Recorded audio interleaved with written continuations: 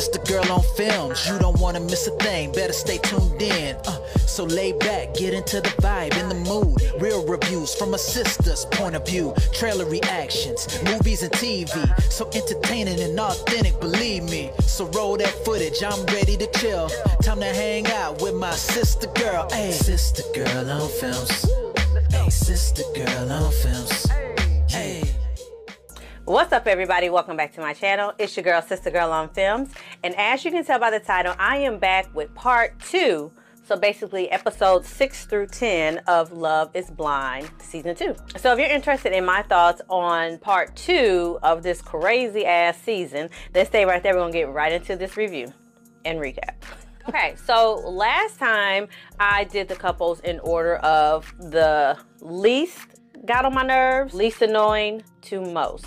So this time I'm gonna switch it up a little bit, because this time, part 2, we got to meet the family, we got to meet more of the friends, all of that good stuff. So I'm going to do the craziest slash almost cringiest family meeting to the least, okay? Because we had to meet the families this time around, and baby, these families was something else. So first, let's start with my favorites of the show, Miss Shaina. Hey girl, I love her so much. Shaina and Kyle. So right off the bat, they started us off with them because they said, this is all the footage y'all gonna get of them, so let's just go ahead and get their asses on out the way. So we started with Shaina and Kyle. And so poor Kyle had to go meet Shaina's amazing family. Like, I see where she gets it from. Woo, they are great. So, y'all, tell me this. Tell me in the comments below. Do y'all feel like Shaina prepped her family before Kyle came over? Because even though it looked like, I think Shaina may have been the only girl, which, I mean, I get it. Older brothers and dad, you know, want to play the tough role to kind of intimidate the guy. But this was on some other levels of intimidation, and let's kind of try to scare him. Because the family was just not feeling it. They were super dry. Shaina was there not really defending Kyle, and so he's trying his best to be, you know, reassuring, you know, I really like her, we really vibe, I'm really into her, she's a great girl, yada yada yada. And so then they talk about his hobbies, right? This is why I think she prepped him. They talk about his hobbies. He was like, oh yeah, I'm not really into sports, but you know, I do like to, you know, ride dirt bikes and things like that. And they were like, oh, okay, cool. Yeah, that's fun. So yeah, so we can go out sometime, you know, ride the dirt bikes, you know, if you love America. What? If you love America, what the fuck that got to do with anything? And it was like, and if you're a God-fearing man. Well, why would they even ask that? Why would loving America and being a God-fearing man have to do anything with riding dirt bikes? Anything. Is Jesus going with y'all? Is Jesus gonna be on the dirt bikes with y'all? Y'all, I love Kyle. He said, I don't even know what that means.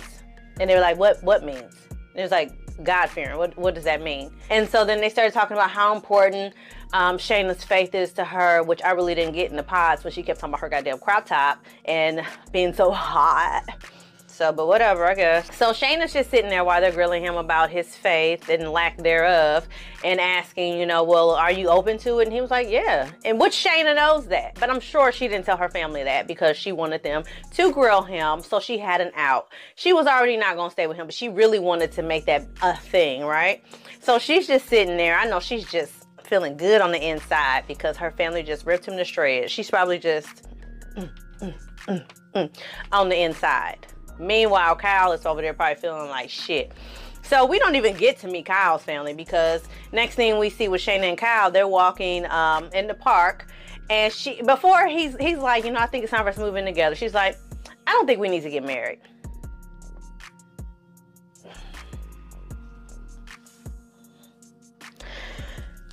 I said, about damn time. Stop wasting his time. But we know this just fell into your little maniacal plan, so it is what it is. And so Kyle is like, wait, what? He's like, it's just the faith thing. Like, I just can't get past it. And Kyle was like, but you knew that, and I told you I was willing to work through that. I think that, you know, we just need to give this a chance. She's like, well, I have, and it's something that's just really important to me.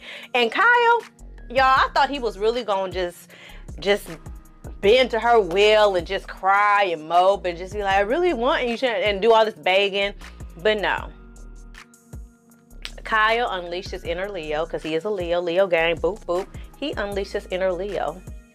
And I was so proud of him in his moment. He said, we should have never got engaged then.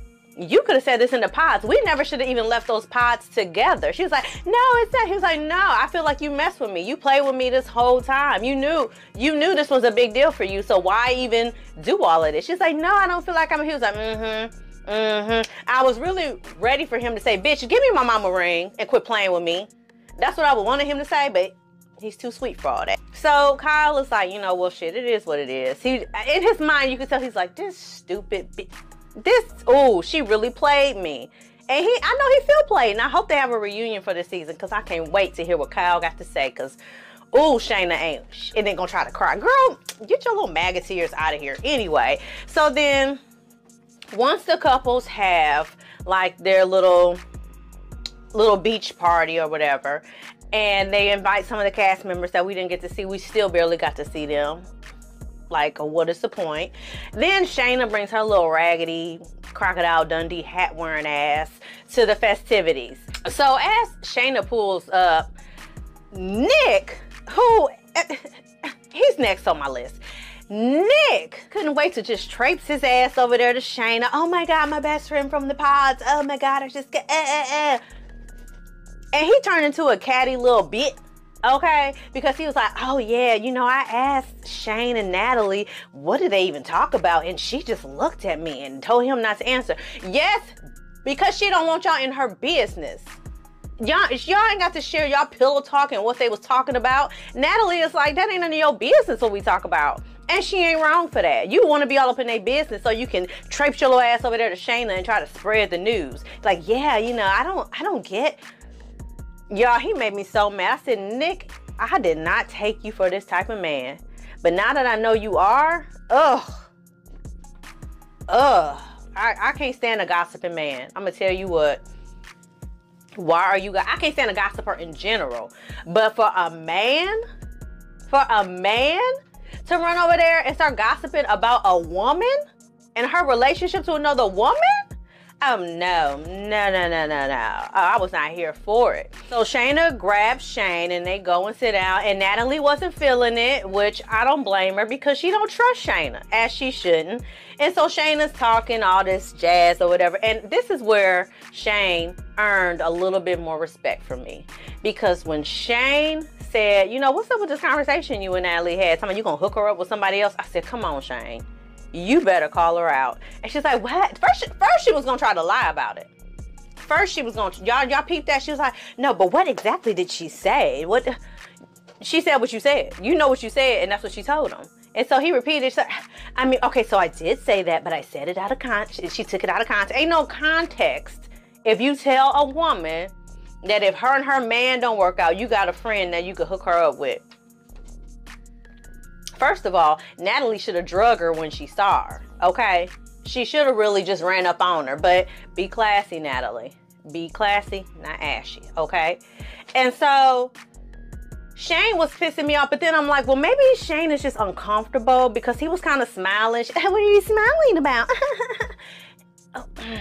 And I was so mad. I was like, if he sit up here and agree with her, if he started telling business about their relationship, if he started telling her about their pillow talk, I'm gonna be done with Shayne. But he didn't, and he defended her, and he was like, what is all this about? And when she tried to say they weren't compatible, he's like, why are you saying that? Like, what does that even mean? And he was offended. And I gained a lot of respect for Shayne after that conversation. I would have gained more respect for him if he had got his ass up and checked her and went back to Natalie, because I feel like he entertained her conversation a little bit too long and he was smiling up in her face a little too long. But I don't know if he does the smiling thing because he was nervous or what, but I wasn't feeling that aspect of it. But as far as him shutting that shit down and then also going back to Natalie and telling her everything Shayna said, I respected Shayne for that. I thought Shayna was bad, but this bitch is a full live comic book villain. A full ass villain. And then her and Shayne sitting up there laughing about Kyle. Oh yeah, me and Kyle broke up. And they started laughing. Oh, I was so pissed, y'all. Like, how dare you? How dare you? Oh, I hope Kyle see this. And I hope they have a reunion after he sees this so he can cuss her ass out. Ooh, this bitch, she is terrible.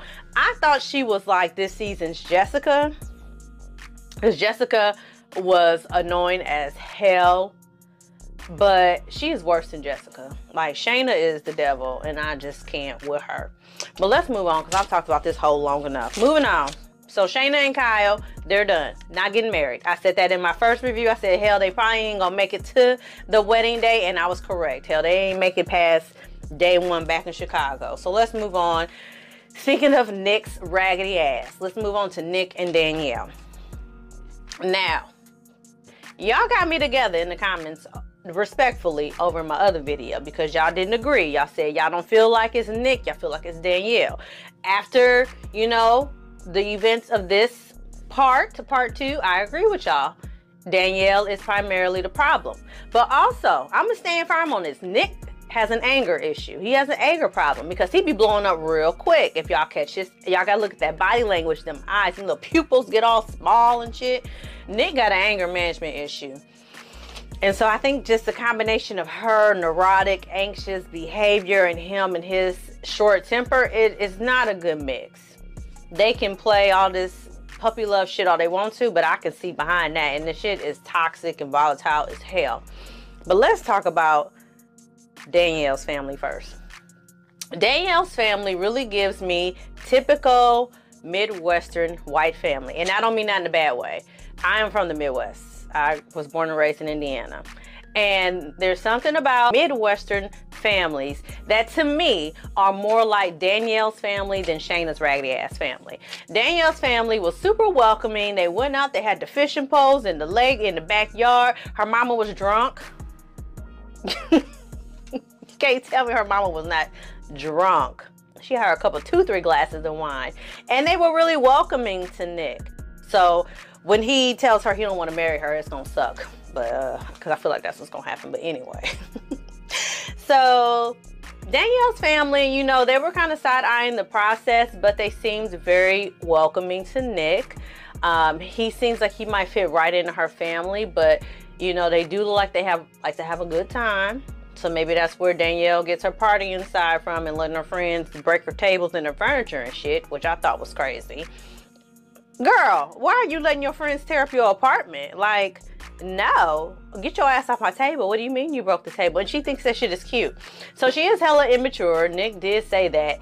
And I am starting to notice that. And that also is going to be a problem for him because I just don't see him fitting in with a group of young people who are probably playing beer pong and doing cake stands. I'm sure that's what her friends are doing. Wearing fucking hot dog and corn costumes. Like, what are we doing?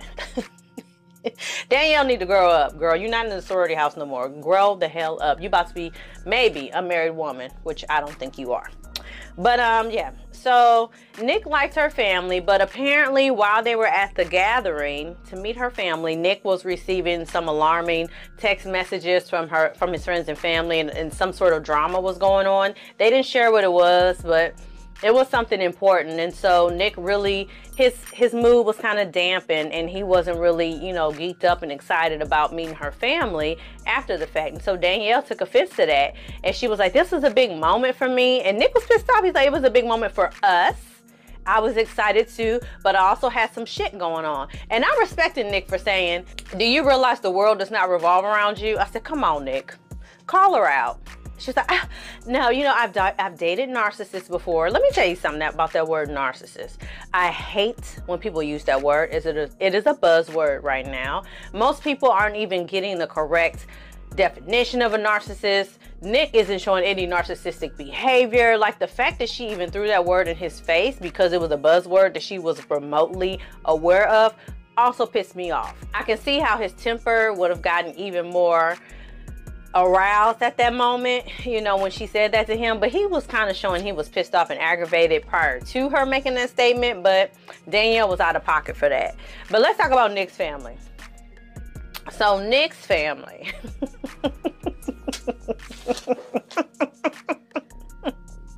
Oh, his family, his mama, woo, that lady.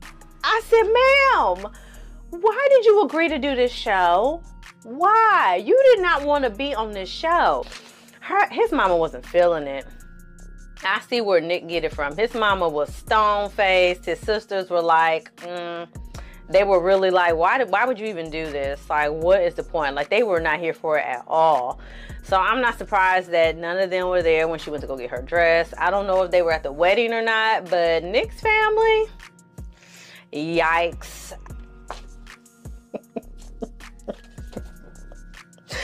I was cracking up. Oh my God. And look, when Nick talked about they had a little argument and the mama said, y'all done got in arguments already? I said, okay, mama. Y'all ain't even married yet. It ain't even been a full 2 months. And y'all done already got into arguments, multiple arguments, mama, at that.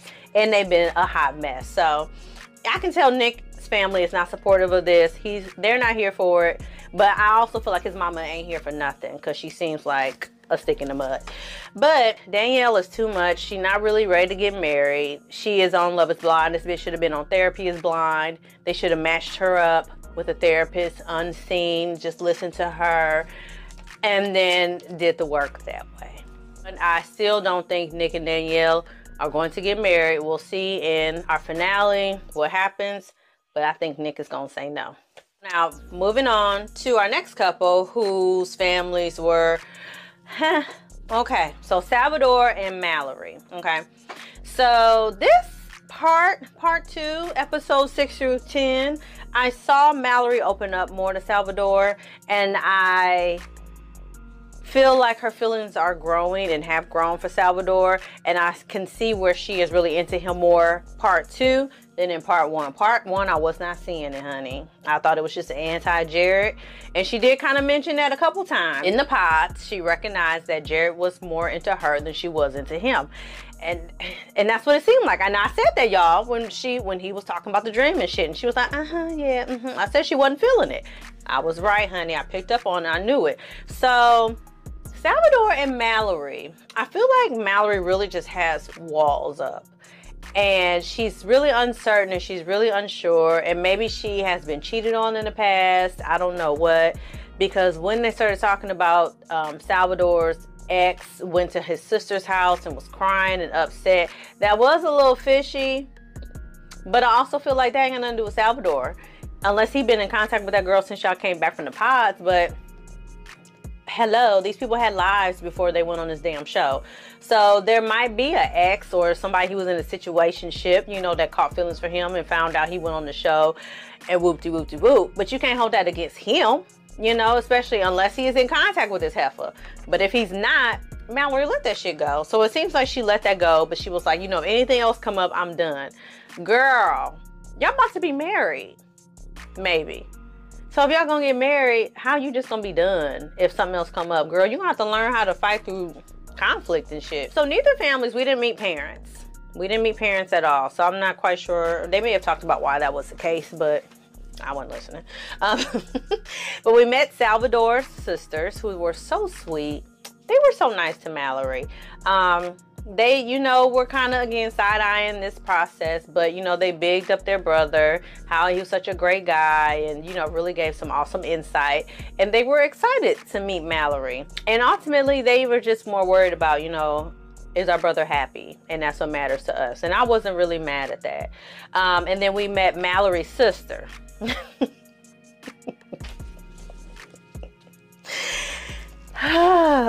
Sis was not here for any of this. She thought this whole thing was goddamn ridiculous. And she was like, oh, I don't understand. So you proposed to her and you didn't even see her? She's like, yeah. And you said yes? And you never even saw him? You didn't know what he looked like? You didn't know how tall he was? Nothing?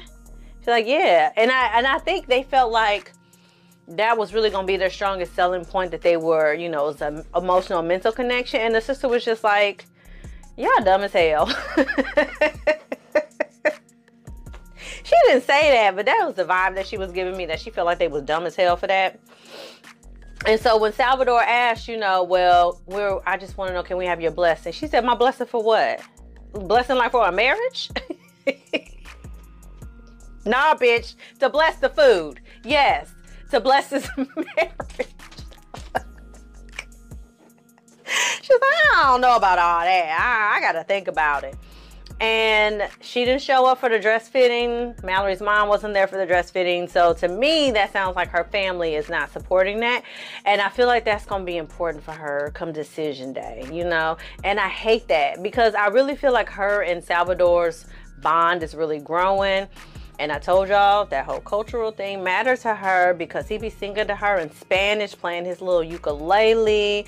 When they showed scenes for the wedding, they had a whole ass mariachi band. Like, shit matters. I'm just saying. Hopefully her family turns it around and do show up for her on the wedding day. Because I almost feel like if they're not there, she's not going to say yes to him.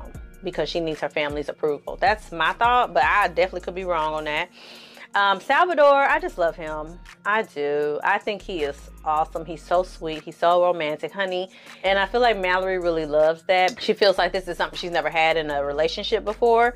Because even though the scenes from the wedding day episode, it shows Mallory and Salvador walking hand in hand down the aisle, I think that's to throw us off. I don't think they got married.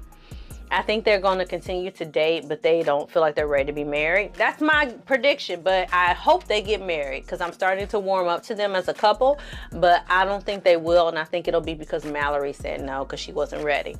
It's my prediction. Okay, so moving on. Jarrette and Iyanna. Jarrette. First of all, sir, what you mean you didn't tell your parents that you went on this show? Then again, Natalie didn't either. But anyway, Jarrette didn't tell his family or nobody he was going on this show. And he's just going to introduce Iyanna like, hey, this is my fiance.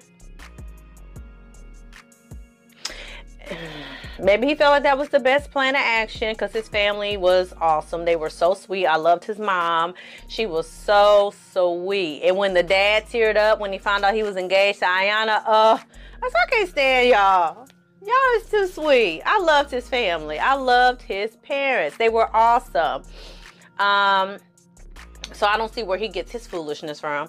But his parents were amazing. And then when his dad was like, I want to marry y'all, I said, oh. And Iyanna started crying. I said, Iyanna, you're a little sensitive self, girl, but I feel you because I would have been emotional too. So I really liked Jarrette's family and I loved how welcoming they were to Iyanna, even to the point where his sister went with her to help her pick out her dress. Oh, sweet. Jarrette's family, amazing, okay? And Iyanna, now Iyanna girl, Iyanna, ma'am, why are you so damn dramatic? Why? This girl was sitting in the middle of the grass, Indian style, like, oh, he has to meet my parents.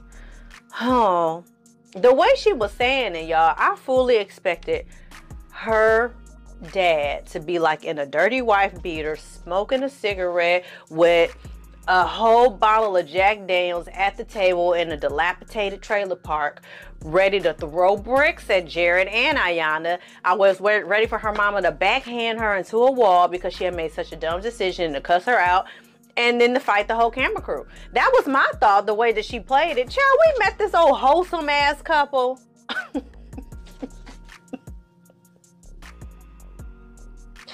Iyanna. Girl, why you paint that picture of your parents?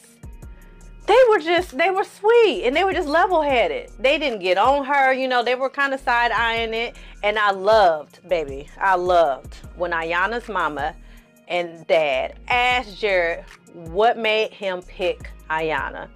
And this fool regurgitated the same shit he told his parents. It's really her resiliency. She's a really strong woman, blah, blah, blah, blah. And her mama said, okay, that's cute. I see her resilience. But what about her? Because you didn't say nothing about her. I said, come on, mama. Because he sure didn't. He didn't say nothing about how amazing she is. And her mom even said she has some amazing characteristics and things that are just so great about her. And you didn't name none of that. I said, come on, mama. Yes. And then he stuttered in his mind. Oh, shit, I didn't rehearse this part. Wait a minute. I thought my whole resiliency speech was going to go over well. So I'm happy Iyanna's mom called that out because she wasn't here for it. Iyanna's family was kind of on the fence about it, which I respected. Her dad was really kind of like, I don't know about this, which, you know, a father would be about.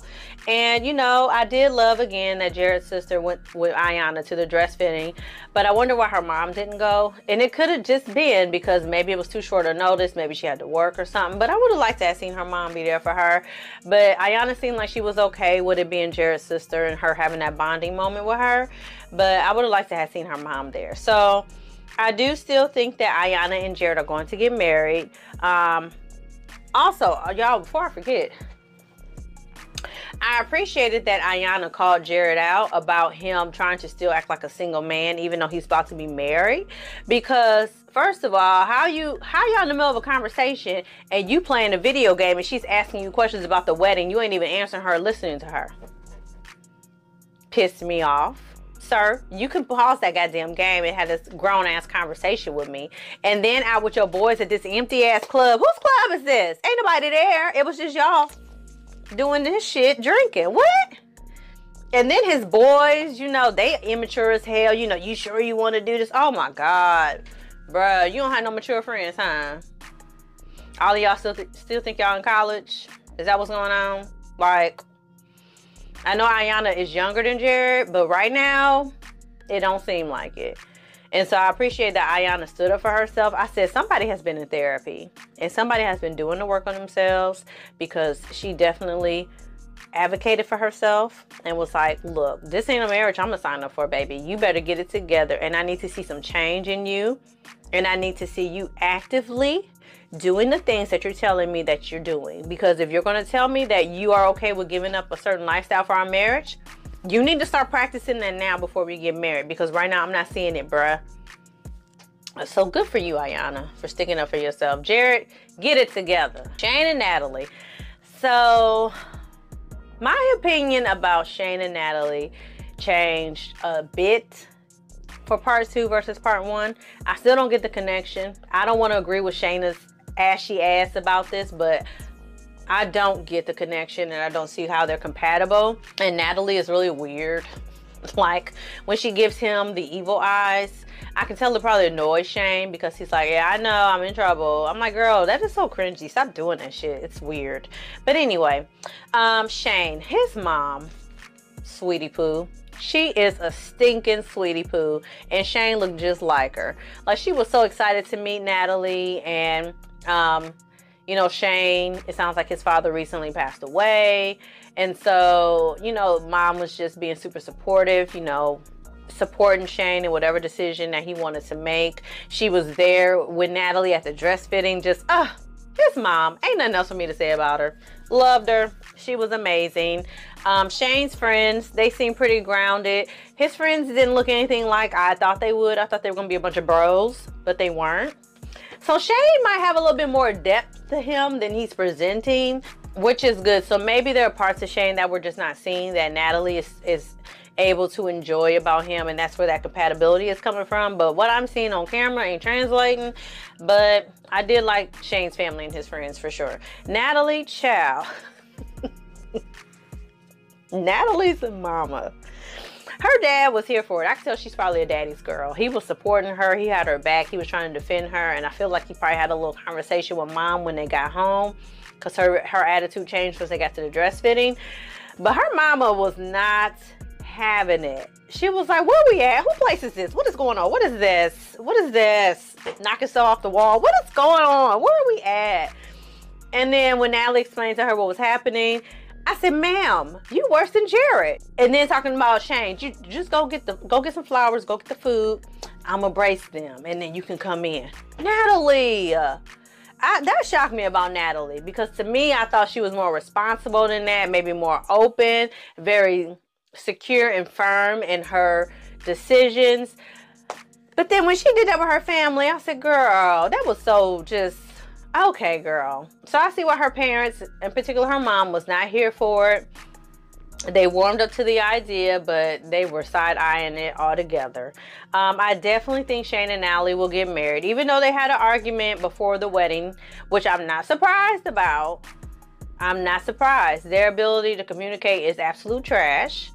is trash. Natalie is very closed off. Shayne is very like over the top and damn near obnoxious. So those two personality types will tend to clash, but I think they'll be fine. You know, I think Shayne will have a conversation with, you know, his mom and his friends. He probably just has some cold feet. And I think they'll be fine. I think they'll get married. I'm happy that Shaina was no longer in the rest of the episodes and that we let her say what she had to do and show her true devious ass colors. Unless the argument they had was about Shaina, then that's just gonna piss me off. But I doubt it. Yeah, I think Shayne is just going through a lot. And I appreciated how he wanted to do the old-fashioned fountain in memory of his dad. And I appreciated that Natalie was kind of like not feeling it until he explained his why, and then she supported it. So that was awesome. So I do like Shayne and Natalie. Still don't know how they're compatible, but I do like them, and they will get married. Last but not least, y'all, surprisingly, Deepti and Shake. Oh, Shake. It's the turnaround for me. It's the turnaround. Because part one, Shake was so cringy. I may have missed a lot because I just couldn't deal with him and his antics. Both their families. Deepti's family, I loved. Like, can I meet her family too? I loved her family so much. And you can tell why Deepti is so sweet. Is so amazing because her family, her mom, sweetie poo. Her dad was just sitting there just smiling, just happy. Her sibling, like, it was amazing. And I was like, Shake, I feel like you don't really deserve this. But we met his family, his mom, sweetie poo, his dad chilling. I said, these families will blend perfectly together. Oh my God, that's Deepti and Shake. I need y'all to figure out the sexual tension. I really just feel like it's because Shake has never really been attracted to Indian women and he fell in love. He really likes Deepti's personality and how amazing she is. And he just needs to get over the physical attraction part of it. I think that they will get married. I don't know, after seeing them together, driving around, just seeing their conversations, I'm like, oh my God, okay. I wish we had seen more of this in part one than the cringy, over-sexualized, like, Shake, which Deepti likes, ew. But we really got to see another side of Shake. I liked them together. And I appreciate them having that open conversation about the sexual attraction and what that looks like for them. So I feel like they will get married. If they don't, I will actually be really disappointed. I will really be disappointed. And it could be also because Deepti doesn't feel wanted by Shake. And maybe she might reject him. But I feel like they will end up getting married after the conversations they have with their parents. And Shake, when his mom said, I'm starting to side with her. I know you my son, but Deepti is an amazing woman. And please believe there will be plenty of men who will want her. I said, come on, mama. Yes, because you're not wrong. So hopefully Shake, by wedding day, you know, gets over his cold feet and the sexual thing. And they just end up getting married. Because I am rooting for Deepti and Shake at this moment. And so those are all our families and all of our couples. My opinions about some couples changed. You know, Deepti and Shake, Natalie and Shayne, Mallory and Sal. My opinion about Nick and Danielle is not changing. I don't want them to get married. They don't need to get married. And I think they both are equally the problem. Probably more Danielle than Nick. But Nick got his issues too, honey. They are just a mess. And I'm glad that Shayna's bitch ass is gone. So let me know what you thought about the families and about part 2 of Love is Blind season 2. And as always, y'all, like this video, share this video, subscribe to my channel. And I'm going to see y'all next time for something else. Thank y'all so much for y'all support. And I'm going to see y'all next time. I talk my shit and keep it honest, keep it independent. I hear them hating, but that's only cause they inconsistent. He said the weapon wouldn't prosper, now they wouldn't form. I'm about to golf, I hit the middle and it's good and warm. I got the $1 million motors, I've been getting to it. I got the shit that boost your ego when you listen to it. I know they waiting.